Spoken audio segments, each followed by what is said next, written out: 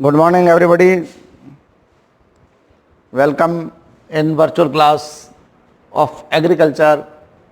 We are proceeding on chapter 5, or in chapter 5, the last content of chapter 5 is land reforms, भू परिष्करण. इसके बारे में बहुत कुछ मैंने आपको कल बताया है. भू परिष्करण क्या चीज़ है, क्यों अपनाया जाता है, इसके क्या क्या लाभ हैं, और भू परिष्करण कितने प्रकार के होते हैं. वैसे मुख्य रूप से दो प्रकार मैंने बताए थे कल, प्राइमरी एंड सेकेंडरी. और इसमें जो ध्यान देने योग्य बात थी वो ये थी कि इससे हम भूमि की दशाओं का सुधार करते हैं, और भूमि की दशाओं के सुधार का किसान को पूर्व में जानकारियां थी, लेकिन 1731 के बाद में जब इसका हमने वैज्ञानिक आधार ढूंढा, इसको साइंटिफिकली तरीके से हमने लैंड रिफॉर्म्स को इम्प्लाइड किया, और हमने इसके जितनी भी एग्रीकल्चरल्स एक्टिविटीज़ हैं, कृषि क्रियाएँ हैं, इन सब में ध्यान दिया. उसके बाद में इसकी इम्पोर्टेंस और ज़्यादा बढ़ गई. अब इसके कुछ बेनिफिट्स भी हैं और कुछ इसके नुकसान भी हैं. उन नुकसानों को ध्यान में रखते हुए हम इस लैंड रिफॉर्म्स को इस प्रकार मॉडिफाई करें टेक्निकली, साइंटिफिकली, कि हमारी इस लैंड रिफॉर्म्स की जो यूटिलिटी है वो बनी रहे, लेकिन इसकी जो हार्मफुलनेस है वो कम हो जाए. इसलिए हमने इस भू परिष्करण को एक नया रूप देना प्रारंभ किया है, जिसका नाम है आधुनिक भू परिष्करण.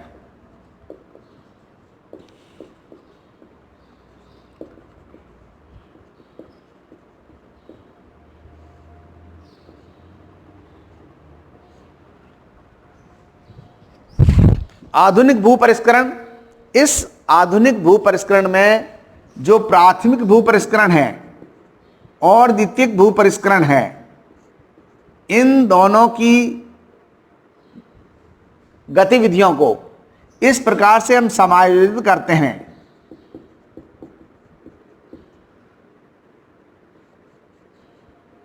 कि यह अपने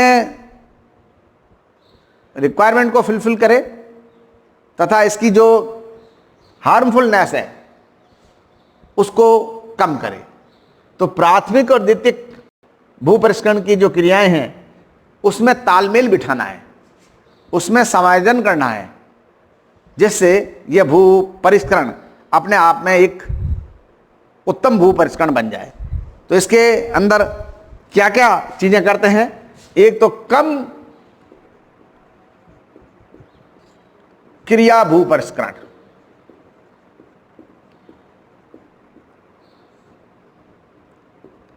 ये पहली चीज जो है जो हम काम में ले रहे हैं वो है कम क्रिया भू परिष्करण. इसमें हम प्राथमिक और द्वितीयक भू परिष्करण के अंदर होने वाली जितनी भी कृषि क्रियाएं हैं इसको हम कम करते हैं. कृषि क्रियाओं में कमी लाना है. क्यों लाना है? मैंने आपको बताया कि ऐसा करने से मृदा की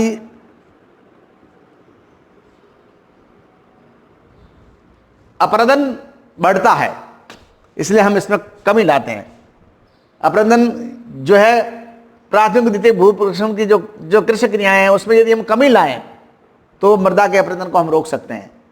खर्चा भी होता है, बहुत सारी बातें हैं. यह है कम क्रिया भू परिष्करण.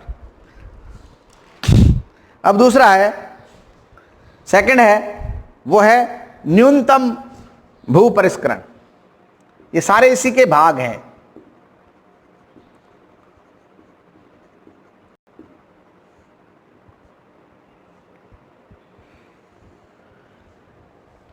उसमें था कृषि क्रियाओं में कमी लाना, और इसमें कृषि क्रियाएं हमारे को इतनी कम करनी है कि न्यूनतम हो जाए। कृषि क्रियाओं को न्यूनतम स्तर पर लाना, यह कहलाएगा आपका न्यूनतम भू परिष्करण। भू परिष्करण हमारे को करना है, इसमें कोई हमारे को कमी नहीं करनी है, लेकिन यह है कि भू परिष्करण इतना हो, हम कृषि क्रियाओं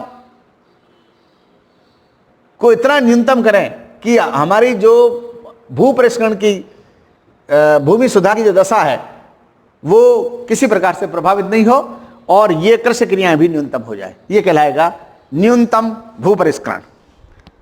शून्य भू परिष्करण,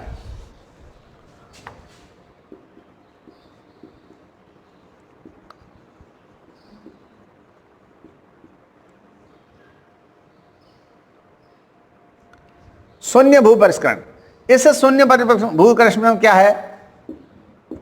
शून्य भू परिष्करण का मतलब होता है कि जो कृषि क्रियाएं हैं वो हम लगभग करें ही नहीं।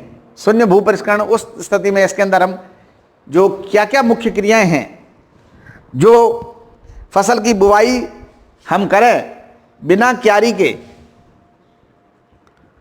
फसल की बुवाई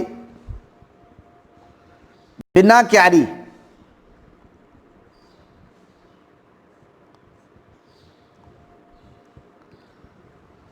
या फसल की हम बुवाई करें उसके अंदर सीधा ही हम मिट्टी में उचित गहराई में डाल दें बीजों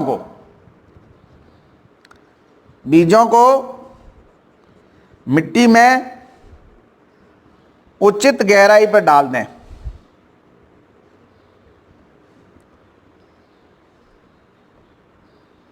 ये सारा जो हमारा एक्ट है, ये जो हमारी सारी गतिविधियां हैं, ये किस में आएगी? शून्य भू परिष्करण में। चौथी बात है वो है संरक्षण भू परिष्करण। संरक्षण भू परिष्करण,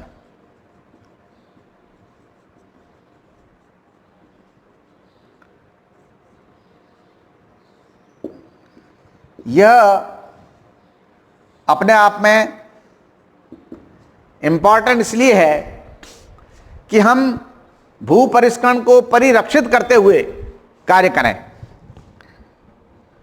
इसको हम स्वच्छ भू परिष्करण भी कहते हैं।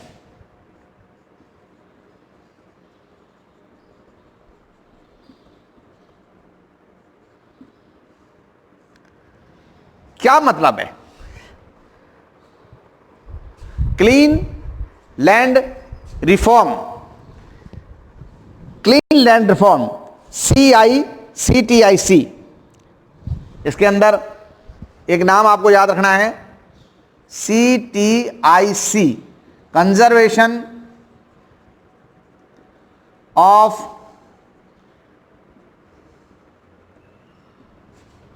Technological input, conservation of technology information, technology information centre.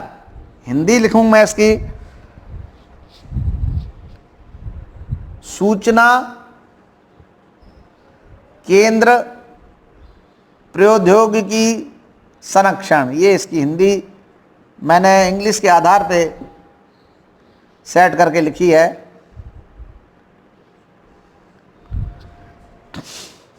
स्वच्छ भू परिष्करण में CTIC, conservation of technology information centre. इसमें क्या है कि हम जब प्राथमिक भू परिष्करण करते हैं और जब हम द्वितीयक भू परिष्करण करते हैं, तो जो पहली फसल हमने ली है, पहली फसल की बुवाई की है और फिर हमने उसकी कटाई की है, उसके बाद हम जब दूसरी फसल ले रहे हैं,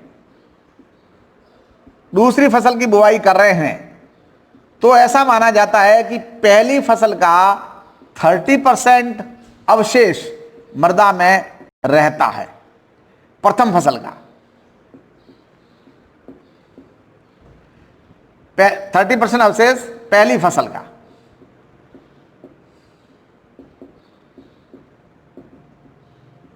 तो स्वच्छ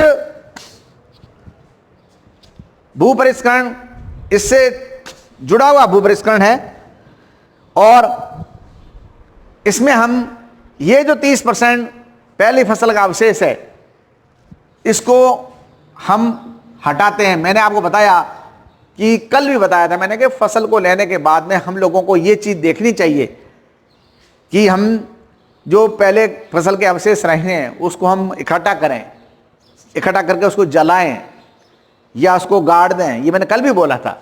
ये स्वच्छ भूपरिष्करण का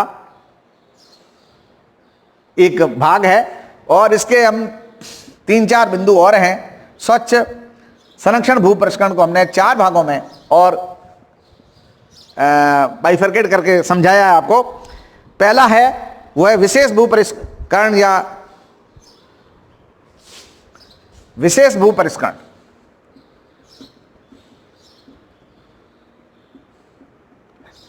विशेष भूपरिष्करण क्या है? जैसे ग्रीष्म ऋतु में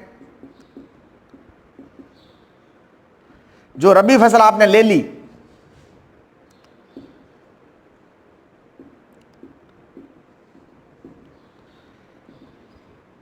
लेने के बाद खेत की सफाई, ये आएगा विशेष भूपरिष्करण में।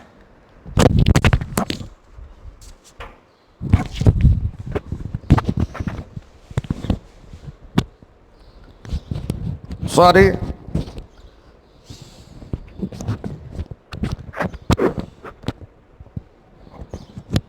हाँ, तो विशेष भूपरिष्करण ग्रीष्म काल में रबी फसल लेने के बाद में हम इसकी जुताई करें, फसल लेने के बाद सफाई करें, जुताई करें, और खेत की नमी को बनाए रखने के लिए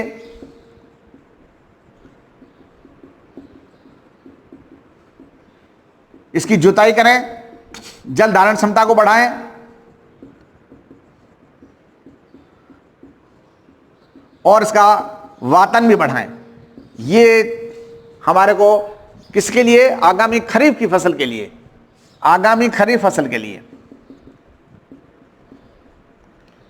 ये हमारे को मेजर अपनाना है।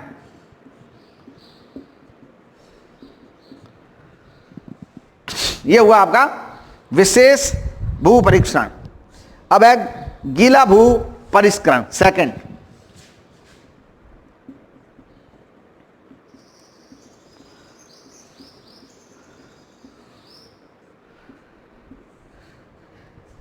गीला भू परिष्करण ये हम चावल के खेतों में इसको किया जाता है। जलीय और अर्ध जलीय दशाओं में इसको होता है। जलीय और अर्ध जलीय दशाओं में की जाने वाली क्रियाएं, की जाने वाली कृषि क्रियाएं, और जैसे धान के खेतों में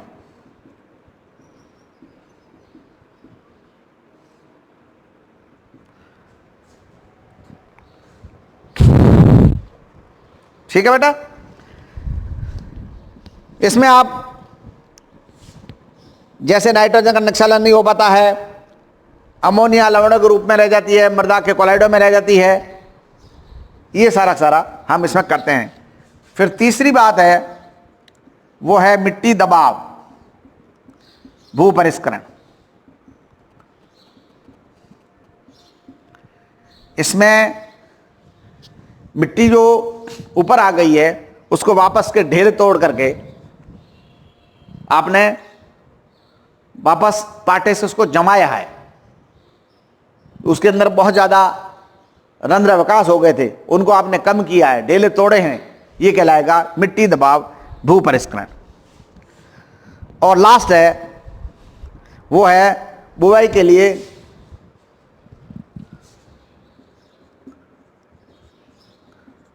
बुवाई के लिए क्यारी बनाना। ये भी आपका एक पार्ट है कृषि क्रिया का।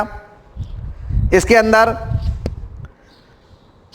आप गहरी जुताई करें, गहरी जुताई करने के बाद में ऊपर जो ढेले आए उसको आप पाटा लगा करके तोड़ें और फिर निश्चित नाप की क्यारियां बनाएं आगामी फसल को लेने के लिए।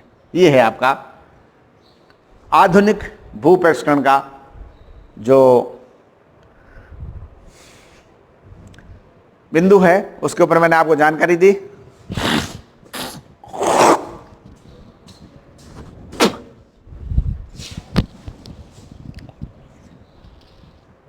ठीक है बेटा।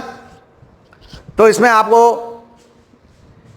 यह ध्यान दिया गया कि जो आपने पहले प्राइमरी और सेकेंडरी लैंड रिफॉर्म्स देखे थे उसमें किस प्रकार से हमने कुछ मॉडर्न टेक्नोलॉजी है उसको ध्यान में रखते हुए हम इसमें कुछ बदलाव लाए हैं। और इस बदलाव को हमने किस संज्ञा का नाम दिया? हमने इसमें बदलाव को दिया है मॉडर्न लैंड रिफॉर्म्स नाम दिया है।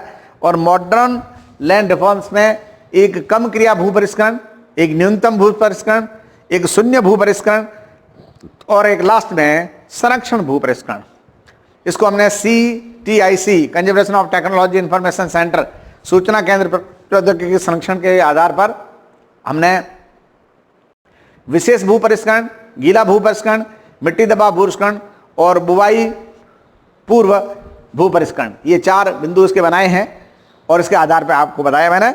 अब लास्ट जो बिंदु है इस चैप्टर का वो है भू परिष्करण में प्रयुक्त होने वाले यंत्र।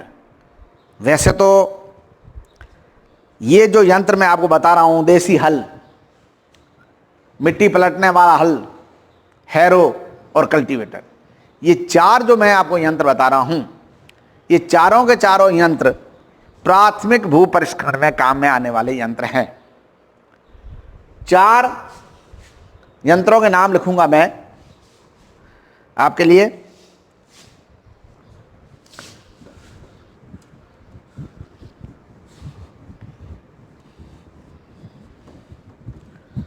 देखिए, ये भी बिंदु आपका जो इस चैप्टर से संबंधित था वो भी अपने समापन पे पहुंच गया है। भू परिष्करण क्या है, भू परिष्करण क्यों किया जाता है, भू परिष्करण के क्या प्रकार हैं, भू परिष्करण नवीन टेक्नोलॉजी के साथ में क्या होता है और भू परिष्करण के अंदर प्रयुक्त यंत्र।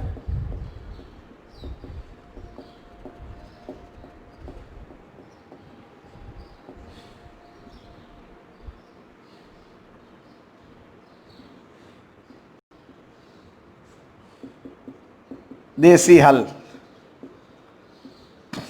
दूसरा मिट्टी पलटने वाला हल, पलटने वाला हल, तीसरा हैरो और चौथा कल्टीवेटर। ये 4 मुख्य यंत्र हैं और इन सब का संबंध प्राथमिक भू परिष्करण से ज्यादा है। देसी हल आप सब जानते हैं, देसी हल के बारे में, है ना भाई? ये प्राचीन समय में परंपरागत तरीके से जो किसान खेती करता था उसमें काम में लिया जा रहा था। सभी राज्यों की मिट्टी में इसका प्रयोग हो रहा है और ये लकड़ी का भी बना है, कुछ जगह पे यह लोहे का भी है, लोहे और लकड़ी के बने हुए हैं। आगे वाला भाग इसका नुकीला है और जो है पीछे वाले भाग वजनी है, उस पर दबाव डाल दिया जाता है जिससे, और ये बैलों की कद काठी के आधार पर हम इस हल का निर्धारण करते हैं और इससे मिट्टी को उल्ट पुलट किया जाता है। औसतन ये 8 से 10 घंटे में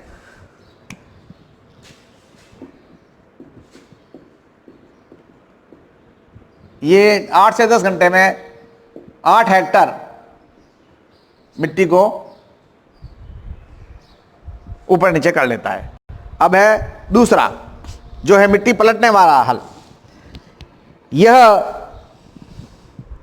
मिट्टी को काट कर बीच में ऊपर नीचे करता है, मिट्टी पलटने वाला हल, है ना। इसका प्रयोग हम गर्मियों में मेड़ बनाने के लिए भी करते हैं।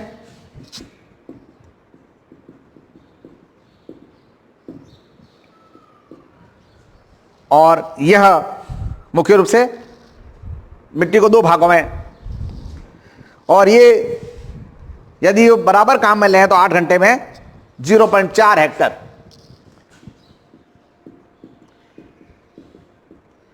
मिट्टी को ये पलट लेता है। ठीक है, 2 हल हो गए। तीसरा है जिसका नाम है हैरो। यह जुती हुई मिट्टी को खुर्द बुर्द करता है,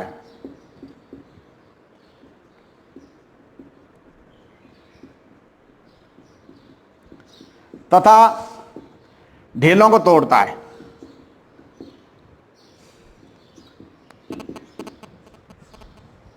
आपने जुताई करी है गहरी हल से, तो इसको यह जो मिट्टी है उसको ये खुर्द बुर्द करके ठीक करता है वापस, और ठीक करके, और ये इसके अंदर भी जो ढेले वगैरह हैं, है ना, उन सबको ये डाल देता है। इसके अंदर ब्लेड होती है, चाकू होता है, जिससे ये ढेले वगैरह तोड़ करके इसको समतल करता है। लास्ट है जिसका नाम है कल्टीवेटर। ये कल्टीवेटर है, ये सही मायने में तो प्राथमिक भूपरिष्करण से संबंधित नहीं है। ये बीज बोने के बाद तो ये आएगा द्वितीयक भूपरिष्करण में।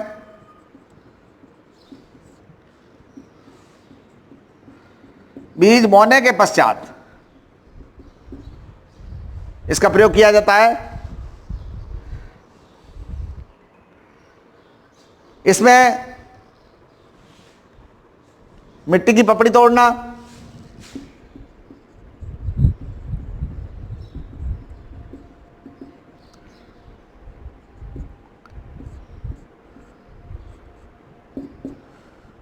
मिट्टी को भुरभुरी करना,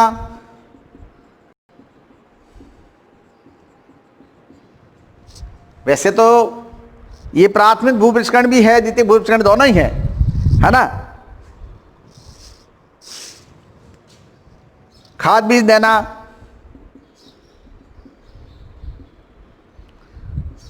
मिट्टी चढ़ाना,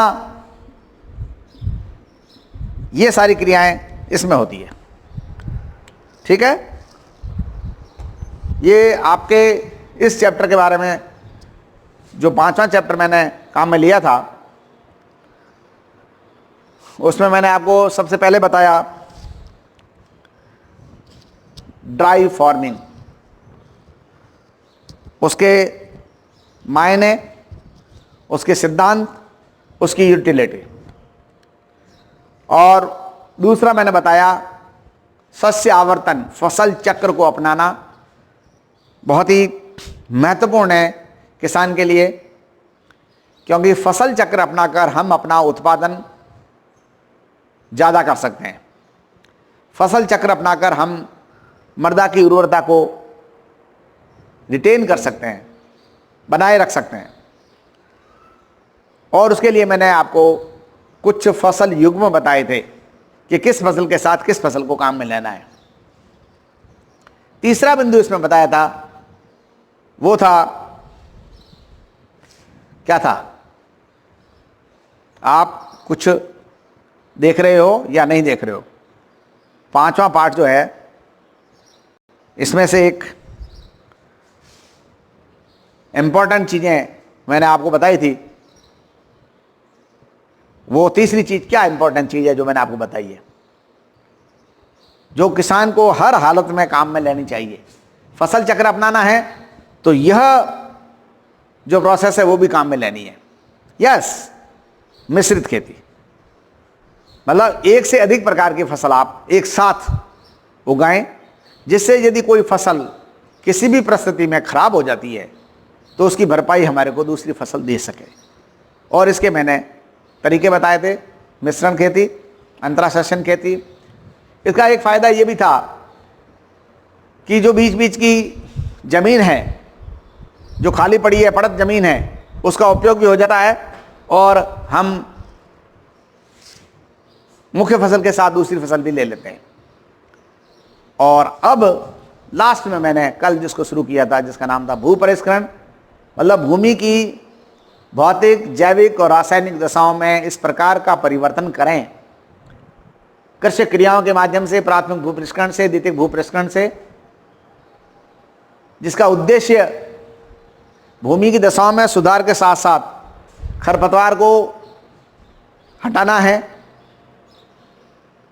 और उत्पादन बढ़ाना है, कीड़ मकोड़ों को मारना है और भूमि में जल धारण क्षमता, उसका वपन ये तैयार करना है। ये सारा का सारा जो आता है वो भू परिष्करण में आता है। ये कितना महत्वपूर्ण पार्ट है, आप देख लीजिए। From agriculture point of view this is a very important for farmers, for cultivators and for all the agriculturalist. फिर इसकी मैंने आपको अलग अलग विधियां बताई और इसमें किस प्रकार से यंत्र प्रयुक्त होते हैं इसके बारे में मैंने आपको जानकारी दी मुख्य रूप से। और इसके अलावा भी जो 4 यंत्र मेन बनने आता है बताए आपको। इसके अलावा आप खुरपी है, केई है, इसको भी काम में लेते हैं, कुदाल को भी काम में ले सकते हैं, पावड़े को भी काम ले सकते हैं। मिट्टी को चढ़ाना है तो पावड़ा भी चाहिए हमारे को, है ना। तो ये सारी बातें आपको ध्यान में रखनी है। तो this is all about this chapter and this is all about today also. मैंने अब तक आपको इसमें 5 पाठ पढ़ा दिए हैं। कल या नेक्स्ट टर्न से हम जो है 6ठे पाठ में, फसल उत्पादन वाले पाठ में पहुंचना चाहते हैं, जो बहुत बड़ा है, जिसमें 30 फसलें हैं और वो लगभग 1.5 महीने का टाइम ले इतना पाठ है।